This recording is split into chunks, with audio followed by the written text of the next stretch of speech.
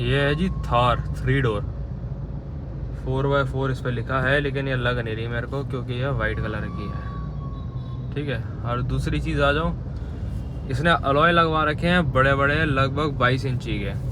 तो आपको क्या लगता है कि ये थार रॉक्स जो आई है 5 डोर वाली, उसमें भी लोग क्या इतनी मॉडिफिकेशंस करवाने वाले हैं क्या? जैसा आपको लगता है मेरे को कमेंट पे ज़रूर बताओ। वीडियो को शेयर करो, लाइक करो और चैनल को सब्सक्राइब करो गाइस।